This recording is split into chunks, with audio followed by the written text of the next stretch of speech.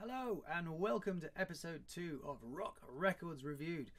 Today I will be swinging the hammer of the gods and ranking and reviewing the back catalogue of the mighty Led Zeppelin. I know, I still haven't got an ironing board. Led Zeppelin were very consistent over their studio output, and it wasn't until the very end that things started to unravel a little bit. But as always, some records are better than others, so without further ado, let's begin. At number 9 on my list is Coda. Coda is the album they made in 1980 just after John Bonham, their drummer, had died. It's full of outtakes and live tracks and things they kind of had to patch together. And as such, it's a very consistent record. It's got some really good stuff on it, like Wearing and Tearing and Walter's Walk and Ozone Baby. But it just doesn't hang together as a record, and it was a bit of a disappointment. We thought there might be better stuff in the vaults, and in fact there was, but it didn't come out until many years later. At number 8, In Through the Outdoor.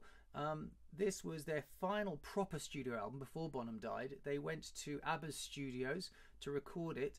I think they were all a bit tired and emotional when they made this, except for maybe John Paul Jones, the keyboard player and bass player, because it's very much driven by him. There's a lot of keyboard on it. There's a lot of his compositions on it.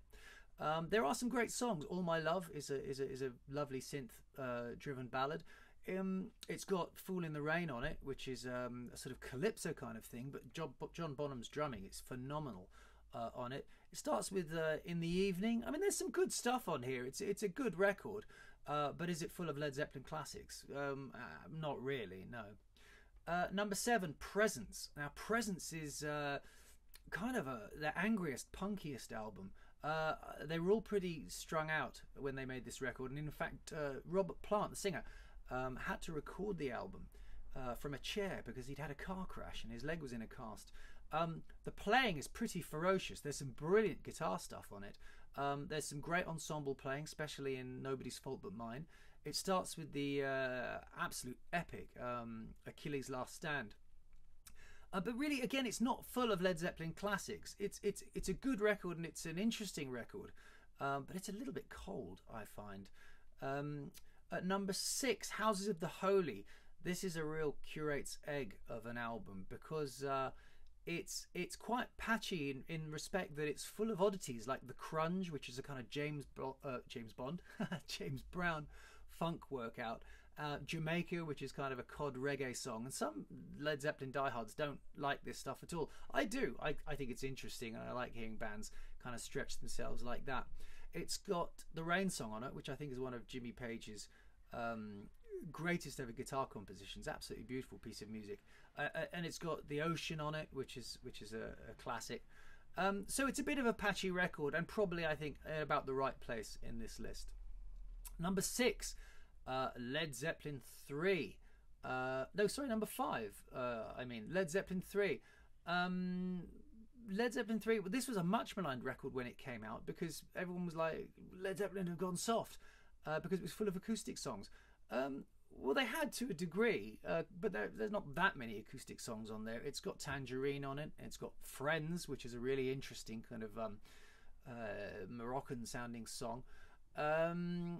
There is also Jimmy Page's, in my opinion, greatest ever guitar solo on Since I've Been Loving You, the epic blues at the end, which has now become a real Led Zeppelin classic. The album opens with Immigrant Song, which is not the sound to me of a band who've gone soft. I don't think it's 100% consistent. It's got Hats Off to Roy Harper on it, which is not one of my favourite Led Zeppelin songs. But don't get me wrong, I mean, I love this record. I think it's a great record. And the only reason it's not higher in this list is because the records made after it, I think, are even better. Number 4 in my list is Led Zeppelin 1, or Led Zeppelin. This was their debut album. They had just changed their name from the New Yardbirds, and Peter Grant, their manager, and Jimmy Page moved on to form Led Zeppelin. This was their bluesiest album, as was the style of the time. And there are some fantastic songs on here. Communication Breakdown, Good Times, Bad Times, the epic blues of How Many More Times. But also there's a sign of things to come with the acoustic stuff. There's Babe, I'm Gonna Leave You, which is a long, ferocious acoustic song that goes from the sort of lovely soft balladry into the sort of quite heavy acoustic thing, which became a trademark for Led Zeppelin later on. Bonham's on great form. I mean, the whole band is on great form, as they almost always were, and it's an essential Led Zeppelin album, really. Number 3 on my list, and this is where I'm getting a little bit controversial, because I'm going to put Led Zeppelin 4, or Four Symbols, or Ruins, or whatever you want to call it. They never really gave it a title. This is an 8-song album that most Zeppelin fans, I think, would put at the very top of the list, because it has Stairway to Heaven on it, because it has When the Levee Breaks and Black Dog. There's only 8 songs on this album. 3 of them are not amongst my favourite Led Zeppelin songs, so I think it would be odd of me to put it at the top of my list. Four Sticks, Misty Mountain Hot, Battle of Evermore, they're not necessarily my favourite Led Zeppelin songs. The sound is a bit cold. There's this thunderous drum sound, which is very well regarded. It's okay, but to me, I find it a little bit cold. I prefer my drums to sound really nice and crisp. So I think it'd be disingenuous of me to put this higher than number 3 on my list. But I do understand, because of Stairway and the other great songs on this record, why people do love it. This was their big album that really put them at the absolute top of the music world in 1971. And for the rest of the decade, they were pretty much the biggest band in the world. Number 2 on my list is Led Zeppelin 2. This is another absolutely essential record for any rock fan. They recorded this on tour, and you can hear how tight and on top of their game the band are. It's a real lesson and blueprint in ensemble playing, because the whole band just play phenomenally well. John Paul Jones's bass playing, John Bonham's drums are so tight and so crisp. Jimmy Page, this album's just full of brilliant riffs. You've got Whole Lot of Love, of course. You've got Ramble On. You've got Heartbreaker. You've got Livin' Lovin' Maid. Then you've also, again, you've got the sweetness of something like Thank You. Robert Plant is probably never sounded better. This is probably his best record vocally. And it's every time I put this on the record player and turn the volume up, it makes a smile spread across my face, because it sounds brilliant. The production is incredible. But that brings me to number 1. My favourite Led Zeppelin album is the sprawling 1975 epic that was Physical Graffiti.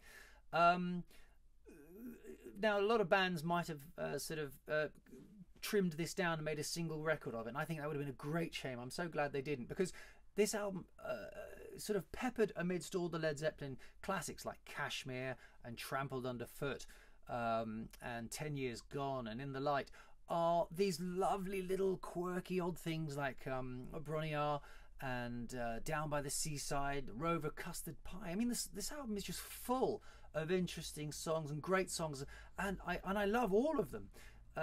You can hear by the end of the album the band sounds they're almost getting exhausted and weary under the weight of all this music, but they're such great musicians. They hold it together, and it just adds to that fantastic dense epic feeling of the record, which just it's murky, and you just get, it's like treacle, you get pulled into it, and it's full of just tasty morsels. And I think Led Zeppelin never made a more interesting record, and I don't think they ever made a better record. And a lot of people will disagree with me because it's a double album, that it might not like everything on there, but it's my show, so I can put it number 1 if I like. But there you go, that's my rundown. Those are my favourite Led Zeppelin albums, ranked in order. If you don't agree with me, please say so in the comments below. Please keep it clean. Please like and subscribe, and join me again very soon for another instalment of Rock Records Reviewed. Thanks. Bye.